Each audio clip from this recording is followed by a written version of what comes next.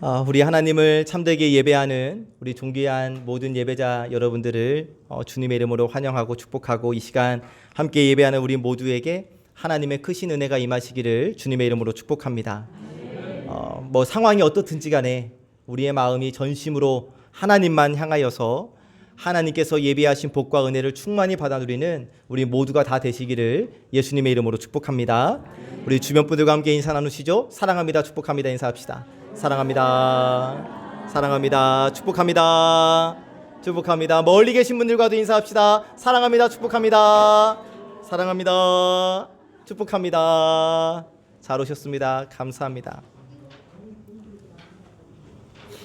하나님께서 우리 송암교회를 세우시고 우리 송암교회의 여신도 여선교회라는 아름다운 모임을 허락해 주셨습니다. 우리 송암교회가 있는 것도, 그리고 우리 여선교회가 있는 것도 하나님의 은혜임을 고백합니다. 오늘은 우리 교단 총회에서 정한 여선교회 주일로 지키는데, 바라고 축복하기는 우리 송암교회 여선교회 회원들을 통하여 하나님께서 우리 가정에, 우리 인생에, 우리 교회에 놀라운 부흥을 허락하여 주실 줄로 믿습니다.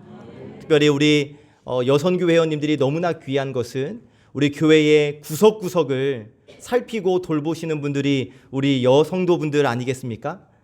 남사 성도들은 좀 반성해야 돼요. 네, 열심히 하십시오. 네, 구석구석을 살피시는 우리 여성도 회원님들께 하나님의 놀라운 은혜가 충만하기를 간절히 소망합니다. 무엇이든지 구하는 것을 주시리라는 제목의 말씀으로 이 시간 함께 우리가 은혜를 나누는데, 여선교회 주일을 준비하면서 하나님 어떠한 말씀을 선포하시기를 원하십니까? 그렇게 기도하는 중에 하나님께서 요한복음 16장의 말씀을 허락해 주셨습니다.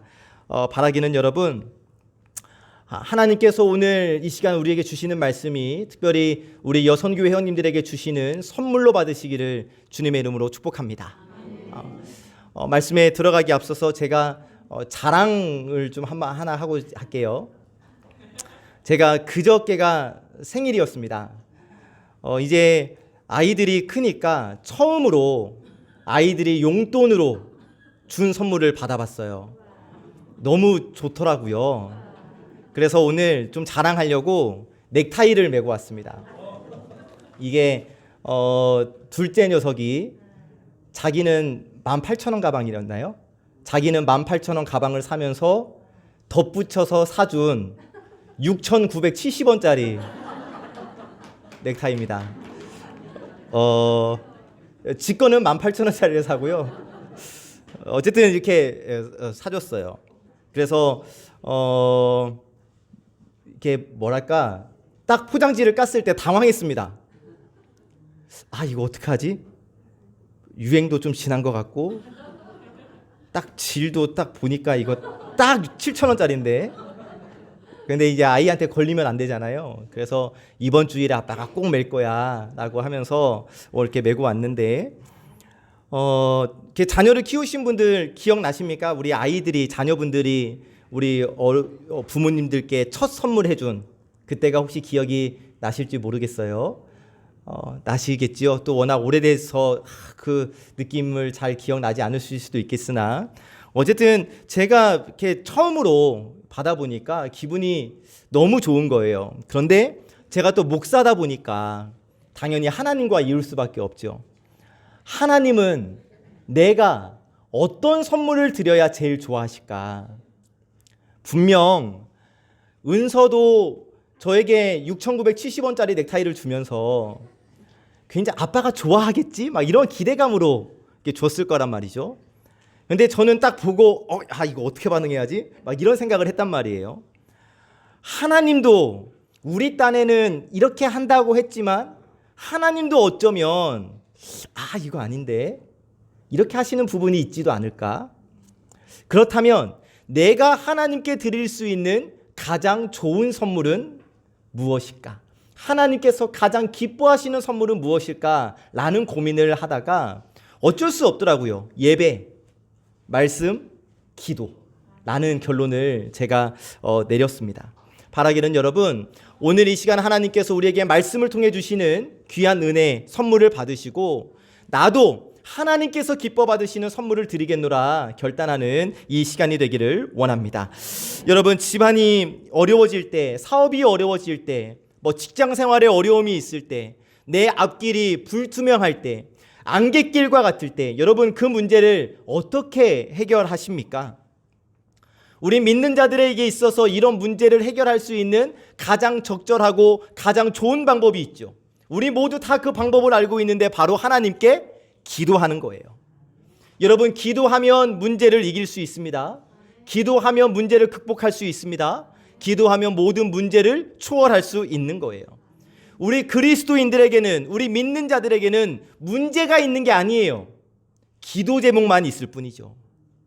그러면 여러분, 우리가 주님의 명령을 따라서 기도할 때 어떠한 일들이 일어나는가? 먼저 여러분, 우리가 기도하면 나 자신이 먼저 변화하게 됩니다. 기도의 가장 영광스러운 결과는 기도하는 내가 변화된다는 거예요. 왜요? 기도하면 내 잘못을 깨닫게 돼요. 나의 부족함과 나의 연약함을 알게 됩니다. 하나님의 말씀 앞에서 불순종했던 나 자신을 보게 돼요. 여러분, 자녀들이 하도 속을 썩여서 그 자녀들의 이름을 부르며 기도했을 때 내가 하나님 앞에서 얼마나 속썩였던 자녀였던가를 생각하게 되는 것 아니겠습니까? 또 남편이나 아내를 위해서 기도하다 보면 신랑 되신 우리 예수님 앞에서 내가 얼마나 순결하지 못한 신부였던가를 깨닫게 되지요. 사업 문제를 놓고 기도하다 보면 나는 하나님 도움 없이는 아무것도 할 수 없는 부족한 존재임을 깨닫게 되지요. 그래서 회개하며 눈물로 기도하게 되는 거예요. 여러분, 신앙인의 가장 큰 축복은 회개입니다. 회개가 하나님 앞에 나를 다시금 올바르게 세워줘요. 회개가 하나님을 제대로 만나게 해줍니다. 회개가 하나님과 나 사이에 막혀 있었던 담을 허물어 주는 거예요. 그렇게 기도를 통하여 회개하게 되고 회개를 통하여 나 자신이 변화하게 되는 것이죠. 그 다음으로 여러분, 우리가 기도하면 문제와 환경이 변화됩니다. 여러분, 기도가 무엇입니까? 내가 해결할 수 없는 문제를 전능하신 하나님 손에 맡겨드리는 것 아니겠습니까? 그러므로 우리의 모든 인생의 위기 속에서 드리는 기도는 하나님께서 역사하실 절호의 기회라는 것이죠. 우리의 힘으로 아무것도 할 수 없는 바로 그 순간 하나님께 기도함으로 전능하신 하나님의 손이 나를 향해 역사하실 수 있도록 하는 것이 기도. 내 앞에 있는 모든 문제를 하나님이 직접 간섭하시도록 문을 열어드리는 것이 기도이거든요. 그러니까 우리의 문제, 환경에, 우리의 상황에 어떠한 문제가 있을 때 그 문제와 상황을 변화시키기 위해서 우리가 해야 할 것, 바로 기도라는 거예요. 여러분, 기도할 때 어떻게 기도하십니까? 두 손을 모으고 기도하시잖아요. 우리가 기도하기 위해 하나님의 이름을 부르며 두 손을 모으는 순간 하나님은 저와 여러분들을 위하여 일하시기 위하여 하나님의 강하고 능하신 손을 활짝 펴신다는 사실을 믿으시기를 주의 이름으로 축복합니다. 다시 한번 여러분, 내가 주의 이름을 부르며 기도하기 위하여 두 손을 모으는 순간 하나님은 나를 위하여 일하시기 위하여 하나님의 강하신 손을 활짝 펴신다는 사실. 그러니 우리는 당연히 기도해야죠. 또 기도하면 해결할 수 있는 능력이 하늘로부터 내려옵니다. 여러분, 사람이 물에 빠졌어요. 그때 문제가 뭡니까? 물이 깊은 것이 문제가 아니에요. 수영을 하지 못하는 것이 문제지요. 그러한 상황 속에서 기도는 문제를 해결하고 이길 수 있는 힘과 능력을 우리에게 부여해 준다는 거예요. 마지막으로 기도는 마음이 즐거운 사람에게 찬송을 가져다 줍니다. 여러분, 찬송이 뭡니까? 가장 신령한 차원의 기도이고 곡조가 붙은 기도 아니겠습니까? 우리의 인생은 고난의 순간이 있는가 하면 즐거움의 순간도 있는 거예요. 그러므로 우리는 고난 중에 기도를 잊지 않듯이 즐거운 순간에도 찬양을 잊지 말아야 하는 것입니다. 야고보서 5장 13절 말씀 같이 읽어봅니다. 시작.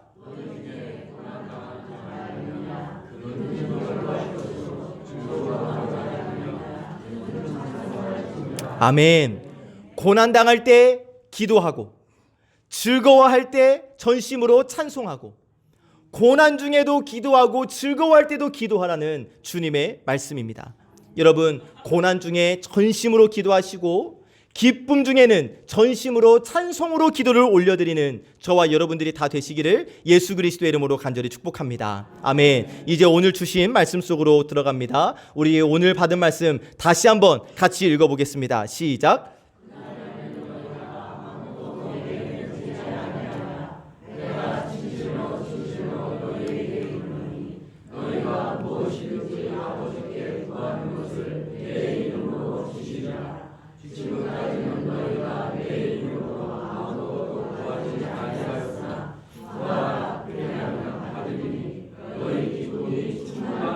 아멘. 이 예배 시간 하나님께서 요한복음 16장 23, 24절 말씀을 주시면서 우리에게 무엇을 말씀하고 싶으실까? 하나님께서 우리에게 주시는 말씀의 선물은 무엇일까? 오늘 우리에게 주시는 첫 번째 말씀을 봤습니다. 첫 번째, 구하라고 말씀하십니다. 함께 읽어보시죠. 시작. 구하라. 구하라. 오늘 말씀은 그날에는 이라는 말로 시작을 하는데 그날이 언제인지를 알기 전에 예수님께서 이 말씀을 하시는 상황과 그 배경을 먼저 생각해 봅니다. 이 말씀이 선포될 때에는 예수님께서 십자가를 목전에 두시고 제자들 앞에서 고별 설교를 하시던 시간입니다. 예수님은 계속해서 제자들에게 예수님을 보내신 하나님께로 간다라고 말씀하시면서 십자가의 죽으심을 제자들에게 말씀해 주시는 거예요. 나 이제 죽을 거야 라고 말씀해 주시는 거예요. 이러한 예수님의 말씀을 듣고 있는 제자들, 여러분 수심에 가득 찬 제자들의 모습이 상상되지 않으십니까?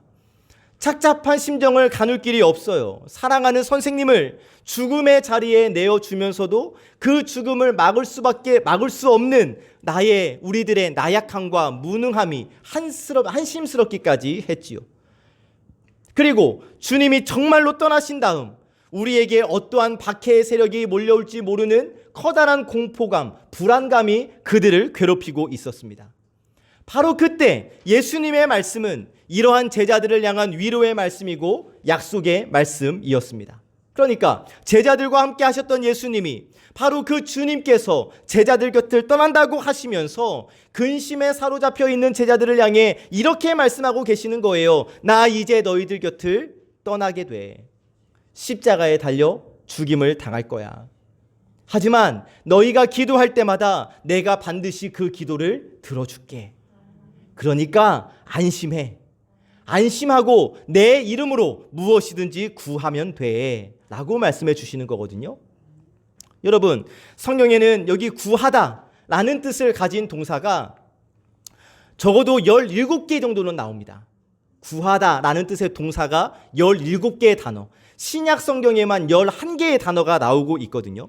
그런데 우리말 성경에는 그 표현의 부족으로 인하여서 기도하라, 구하라 라는 식으로만 번역이 되어져 있단 말이에요.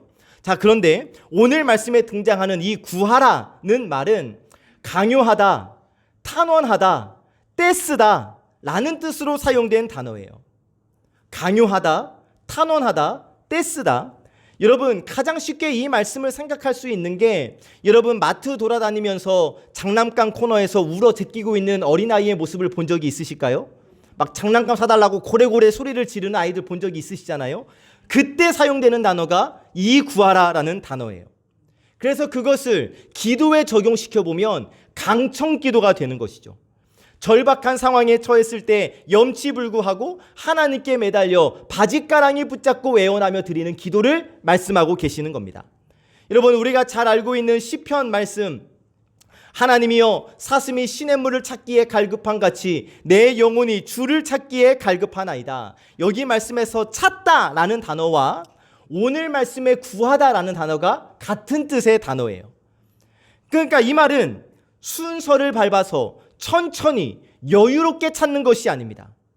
광적으로 헐떡이면서 소리를 지르면서 찾는 것을 말하고 있는 거죠. 여러분, 사슴은 그 원래부터가 고상하잖아요. 평상시에는 소리를 내지 않는다고 해요. 그런데 갈증이 오면은 얘가 완전히 정신이 나간다고 합니다. 그 고통을 이길 수가 없어서 굉장히 큰 소리로 울부짖는다고 해요. 여러분, 한번 머릿속으로 그림을 그려보십시오. 무덥고 건조한 중동 지방에서 물을 찾아 이리 뛰고 저리 뛰는 목마른 사슴 한 마리. 목마름이 너무 심한데 물 한 모금 마시지 못해서 혓바닥을 내밀고 헉헉거리고 있는 그 모습이 오늘 우리 주님께서 우리에게 요구하시는 구하고 찾는 자의 모습인 거예요. 여러분, 우리가 하나님의 은혜를 사모하는 데 있어서도 바로 이러한 자세가 필요한 겁니다. 당장 내 영혼 물을 마시지 않으면 죽을 수밖에 없는 상태예요. 바로 그 순간 우리 머릿속에서 떠오르는 것은 시냇물, 생명수 아닙니까? 그래서 하나님께 구하는 거예요. 하나님, 내게 생명수를 허락하여 주시옵소서. 여러분, 하늘로부터 내려오는 하나님께서 주시는 복을 받아 누리고 싶지 않으십니까? 그러면 야복강가에서 하나님의 선사와 씨름했던 그 야곱처럼 하나님, 내게 복 주시지 않으면 내가 갈게 하실 수 없습니다. 하나님께 매달리고 애원하는 거예요. 그러한 기도가 우리들의 가슴 속에서 활화산처럼 터져 나와야 한다는 것이죠. 내 가정을 살려주옵소서. 내 인생을 고쳐주시옵소서. 내가 죽으면 죽으리이다. 일사각오의 심정으로 간절히 부르짖었던 에스더의 기도가 오늘 하나님께서 저와 여러분들에게 원하시는 바로 그 기도라는 것이죠. 여러분, 오늘 우리가 살고 있는 이 시대는 어떠한 시대입니까? 최근에 뉴스에서 많이 들려오는 단어 가운데 하나가 불확실성입니다. 불확실성. 우리나라의 내일이 불확실하다라는 거예요. 우리 인생의 내일이 불확실하다라는 거예요.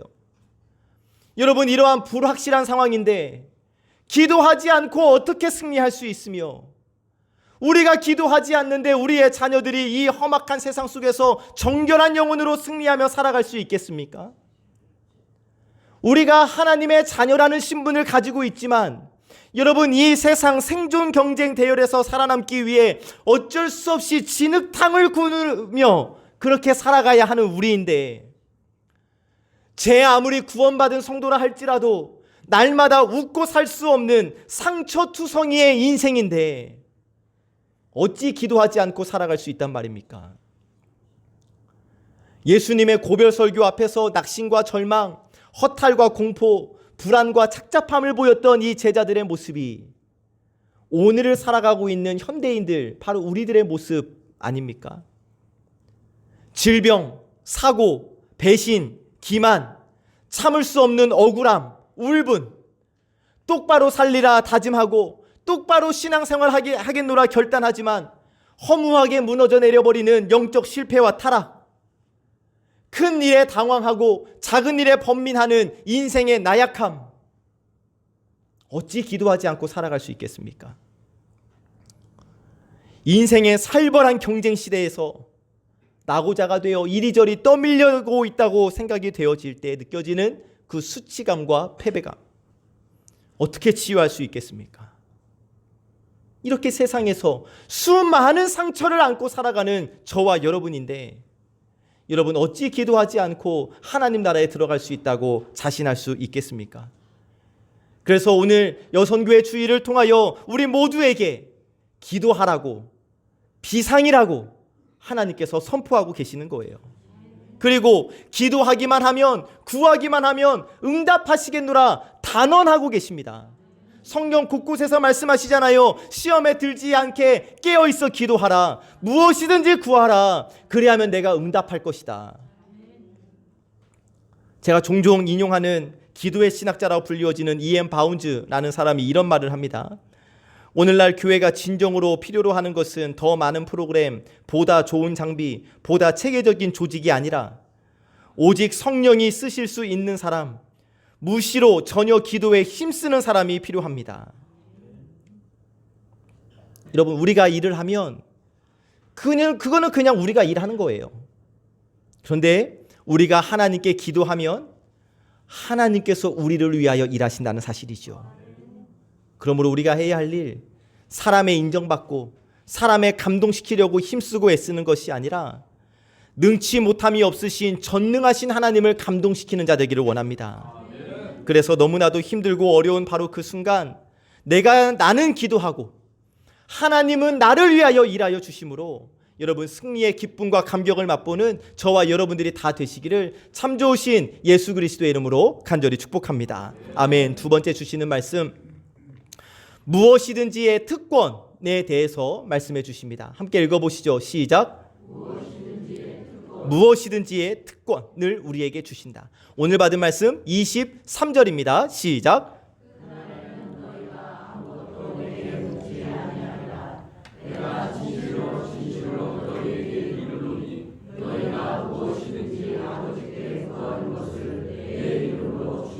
아멘. 자, 기도에 관한 교훈의 말씀을 주시면서 독특한 단어가 등장을 하는데 무엇이든지라는 단어입니다. 무엇이든지 구하라. 그런데 사실 무엇이든지 이 말은 기도의 본질을 깨뜨리는 말입니다. 그런데 놀랍게도 예수님은 말씀을 통하여 무엇이든지 구하라고 오늘 우리에게 말씀을 주셔요. 기도에는 바른 정신이 있고 바른 자세가 있는 법이에요. 기도에는 일정한 순서가 있고 하나님께서 기뻐하시는 내용과 형식이 있다고 우리는 예전부터 배워왔습니다. 그래서 정욕을 위하여 구하는 기도는 아무리 구해도 응답받지 못하는 거잖아요. 내 뜻대로 하지 마시옵고 아버지 뜻대로 하시옵소서라고 기도하셨던 예수님의 기도처럼 내 뜻이 아닌 아버지의 뜻대로 구하는 기도가 진정 올바른 기도라고 우리는 배워왔고 그렇게 알고 있습니다.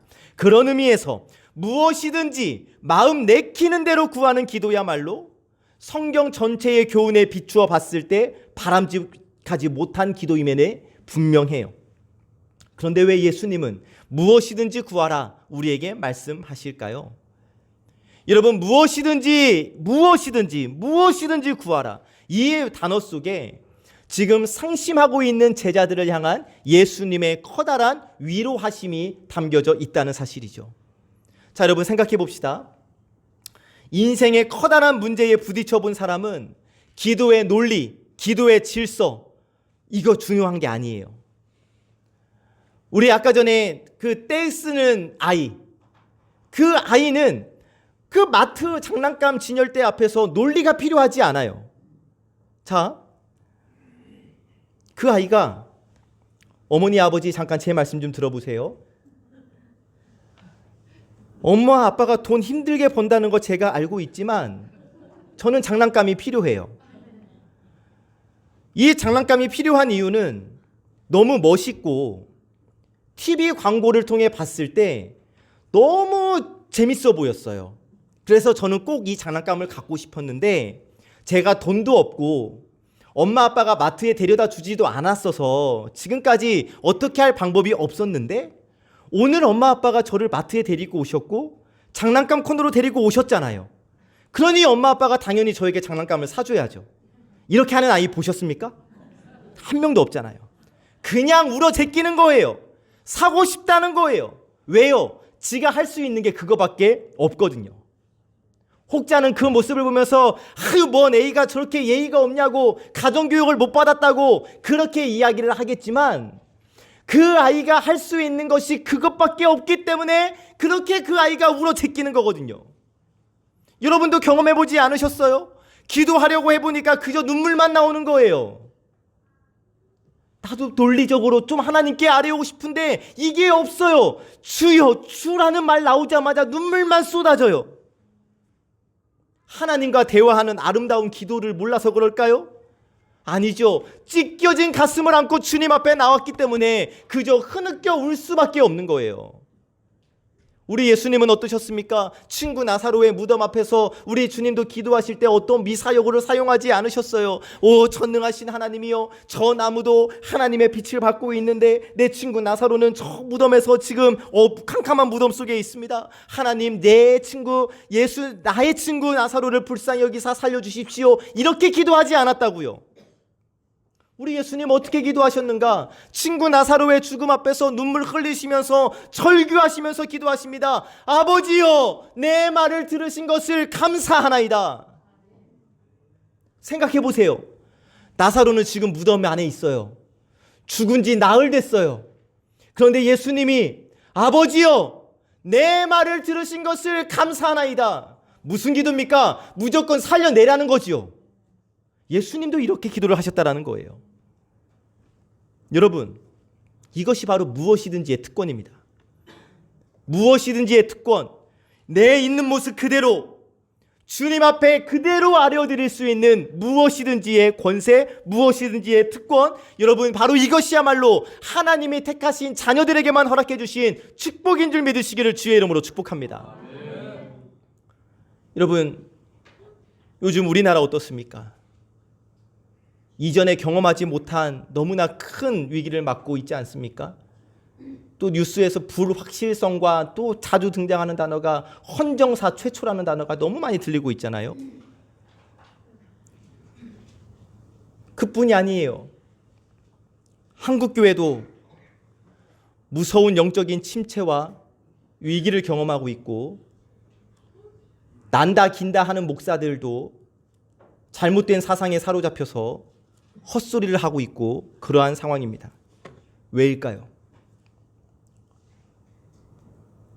대한민국의 신학 박사님들이 안 계셔서일까요?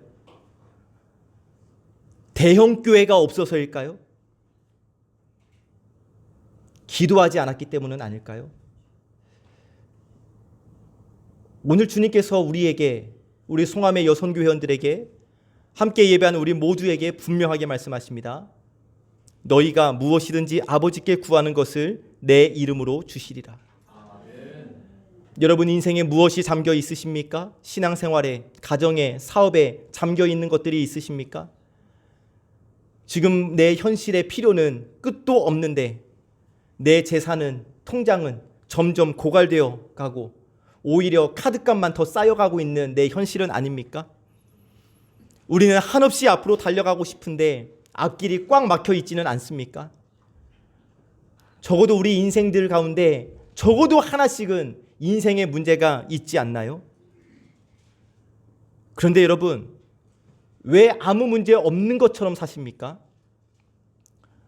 왜 아무 문제 없는 것처럼 기도하기를 쉬고 계시는 것입니까? 사랑하는 여러분, 이제는 내 속 깊이 간직해 두었던 그 기도 제목을 꺼내어 하나님께 아뢰을 때인 줄로 믿습니다. 목사님이 기도 카드 내라 하셔서 기도 카드 적어서 냈으니 목사님이 기도하실 것 아닙니까? 모르겠습니다, 전. 기도하지요. 그런데 제가 백날 기도해도 여러분들이 입을 열지 않으면 하나님은 일하시지 않으십니다. 여러분들이 기도하실 때에 거기에 부족한 종의 기도 한 스푼 살짝 얹어주셔서 더 크게 역사하시는 것이지, 단지 목사가 기도한다고 해서 여러분들이 기도가 응답받는 것이 아니에요. 여러분들의 기도 제목, 여러분들의 입을 열어 무엇이든지 구하시는 우리 예배자들 되시기를 주의 이름으로 축복합니다. 그리고 덮어두셨던 성경책 이제는 좀 여시고 그 말씀을 주야로 묵상하시기를 바라요. 이것은 말씀을 읽고 기도하고 하나님께서 펼쳐주신 예배 자리에 참여하는 것은 하늘 문을 힘차게 두드리는 행위입니다. 하나님, 나를 위하여 일하여 달라고, 나를 좀 봐달라고. 우리를 한없이 사랑하시는 바로 주님께 우리의 가슴 활짝 열고 무엇이든지 구하셔서 우리의 기도를 들으사 가장 좋은 것으로 응답하시는 하나님의 은혜를 만끽하는 우리 모두가 되시기를 주님의 이름으로 축복합니다. 세 번째 주시는 말씀, 예수님 이름의 비밀을 우리에게 말씀해 주십니다. 함께 읽어보시죠. 시작. 죄송합니다. 세 번째입니다. 시작. 예수님 이름의 비밀. 여러분, 하나님께 무엇이든지 구할 때는 믿음으로 구하되 반드시 예수님의 이름으로 구해야 합니다. 23절 하반절 그리고 24절 말씀입니다. 시작. 너희가 무엇이든지 아버지께 구하는 것을 내 이름으로 주시리라. 지금까지는 너희가 내 이름으로 아무것도 구하지 아니하였으나 구하라 그리하면 받으리니 너희 기쁨이 충만하리라. 아멘. 자, 하나님께서는 우리가 무엇이든지 구하면 다 주시는데 하나 전제 조건이 있어요. 누구의 이름으로 기도해야 합니까? 예수님의 이름으로. 하나님의 아들이신 예수님의 이름으로 아버지 하나님께 간구하면 다 들어주시겠다라는 거예요. 예수님의 이름이야말로 하나님의 보물창고를 열 수 있는 열쇠라는 것이죠. 여러분, 이렇게 우리 하나님께서 저와 여러분들을 위하여 100% 하나님의 도움을 받을 수 있는 방법을 친히 가르쳐 주셨습니다. 우리가 진정 예수님을 믿는 믿음으로 예수님의 이름으로 무엇이든지 구하면 하나님께서 모든 것을 다 들어 응답해 주신다. 그렇다면 예수님의 이름이 도대체 뭐길래 예수님의 이름으로 기도하면 우리가 응답받을 수 있는 것일까? 여러분, 우리가 기도할 때 항상 쭉 기도한 다음에 마지막에 예수님의 이름으로 기도합니다. 아멘으로 끝나는데, 예수님의 이름으로 기도합니다가 어떠한 공식일까요? 주문일까요? 아니죠. 예수님의 이름으로 기도한다라는 것의 첫 번째 의미는 내 의나 내 공로로 기도하는 것이 아니라 예수님의 의와 예수님의 공로를 의지하여 기도한다는 의미가 있습니다. 여러분, 우리는 죄인이라 하나님 앞에 나아갈 수가 없었잖아요. 그런데 예수님께서 우리의 죄값을 대신 지시고 십자가에 달려 죽으심으로 우리의 모든 죄를 사하여 주셨습니다. 할렐루야, 아멘. 이 대속의 공로를 의지해서 우리가 하나님 앞에 나아가 간구한다라는 의미가 담겨져 있는 거예요. 그리고 우리가 예수님의 이름으로 기도한다라는 것의 두 번째 의미는 내 기도의 동기와 이 기도의 내용이 예수님이 원하시는 바와 같은 줄로 믿습니다 라는 기도예요. 내 뜻을 관철시키기 위한 기도가 아니라 이 기도는 예수님의 뜻과 같은 기도인 줄로 믿습니다 는 의미가 담겨져 있는 거예요. 여러분, 마지막으로 나는 예수님을 전적으로 믿습니다. 예수 이름의 능력을 전적으로 믿습니다 라는 믿음을 고백하며 예수님의 이름으로 기도를 드리는 겁니다. 여러분, 우리가 이러한 마음 가지고 이러한 믿음 가지고 진정 예수님의 이름으로 기도하기만 하면 하나님께서 우리의 기도를 반드시 들어 응답하여 주실 줄 믿습니다. 수요일날 출애굽 강해 설교 때처럼 우림 혹은 둠밈으로 혹은 기다려 라는 말씀으로 반드시 응답해 주시고, 더 나아가 우리가 알지 못하는 크고 은밀한 것까지 우리에게 부어주시니까 사랑하는 여러분, 기도하는 우리 모두가 되시기를 주님의 이름으로 축복합니다. 말씀을 정리합니다. 사랑하는 예배자 여러분, 무엇이든지 예수님의 이름으로 구하시기를 바라요. 그러면 하나님께서 들으시고 반드시 하나님께서 생각하실 때 가장 좋은 길로 우리를 인도하여 주시고, 하나님께서 생각하실 때 가장 좋은 것으로 우리를 온전히 채워주실 줄 믿습니다. 여러분, 2024년 우리 송암교회 표어 기억하십니까? 작년 표어, 말씀을 기준으로 기도를 기반으로, 말씀을 기준으로 기도를 기반으로 살아왔어요. 이제 2025년 우리의 목표는 함께 시작, 예수로 살고 예수로 걷고입니다. 그런데 여러분, 말씀이 기준이 되고 기도가 기반이 되어져야 예수로 살고 예수로 걸을 수 있는 거예요. 그러니까 기도가 절실히 필요하다는 것이죠. 자, 여러분, 질문 하나 드립니다. 대답하지 마시고 속으로는 꼭 대답하세요. 자신에게만 대답을 하시는 거예요. 어제 기도 몇 분 하셨습니까? 목사님, 저는 숨 쉬는 것이 기도입니다. 이거 말고 정말 하나님 앞에 단독자로 서서 하나님과 이야기 나누는 시간, 하나님 앞에 무릎을 꿇고 혹은 마음에 무릎을 꿇고 두 손 모아 기도한 시간, 과연 몇 분이나 되십니까? 여러분, 우리 기도합시다. 대충 기도하지 말고 하나님을 감동시키는 기도, 하나님이 나를 위하여 일하실 수 있도록, 내가 기도하여서 우리 하나님 바빠지실 수 있도록 그렇게 기도하는 우리, 특별히 우리 여선교회 회원들이 다 되시기를 주님의 이름으로 축복합니다. 그래서 마침내 이 세상 사는 동안 우리 걱정, 근심, 걱정 다 사라지고 늘 언제나 하나님께서 주시는 기쁨과 평강이 충만하게 넘쳐나는 저와 여러분들의 삶이 되시기를 주님의 이름으로 축복합니다. 말씀을 마치기 전에 우리 찬양으로 결단하기를 원하는데요. 우리 기도할 수 있는데 왜 걱정하십니까? 이 찬양 올려드리면서 다시 기도하겠노라, 기도의 삶을 살겠노라 결단하는 이 시간이 되기를 원합니다.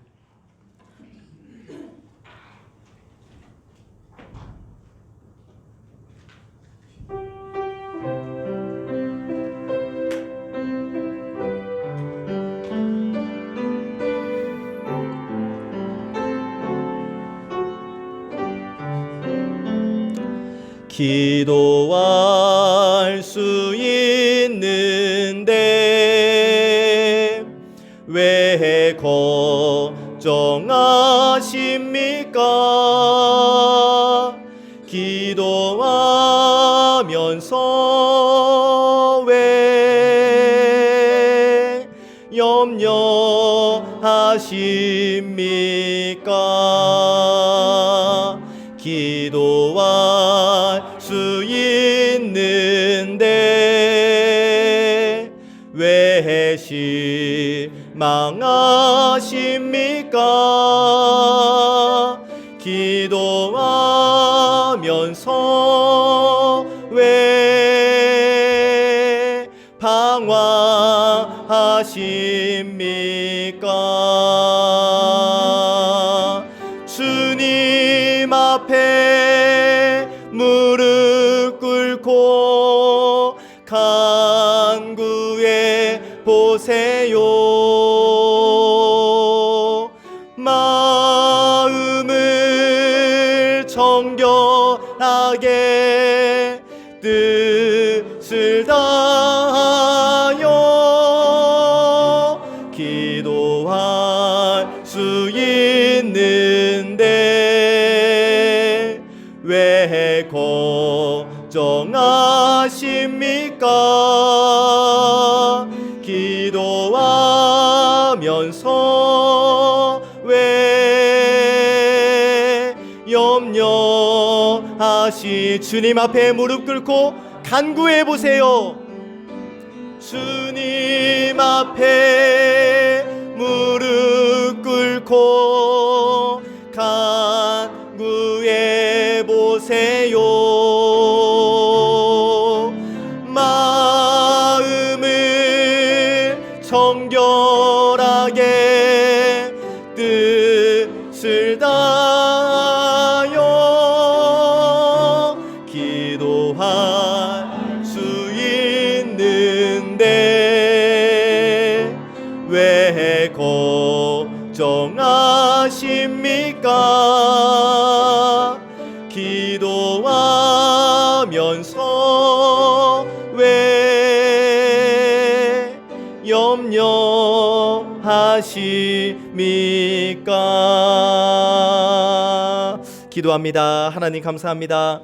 삶의 자리에서 예수로 살고 예수로 걷기 위해 애쓰는 저희에게 귀한 말씀을 허락하여 주시니 감사합니다. 오늘 주님께서 무엇이든지 구하라 말씀하십니다. 주님이여, 저희로 지금보다 더 기도에 힘쓰게 하여 주시옵소서. 말로만 기도한다 하고 나름대로 기도하는 것을 넘어서 하나님께서 흡족해 하실 만한 기도, 하나님을 감동시킬 만한 기도를 드리는 저희가 되게 하여 주시옵시고, 그리하여 구하면 들어주시는 은혜를 누리는 우리 모든 예배자들, 특별히 우리 송암의 여선교회원들 되게 하여 주시옵소서. 주신 말씀에 감사드리며 우리 구주 예수 그리스도의 이름으로 기도하옵나이다. 아멘.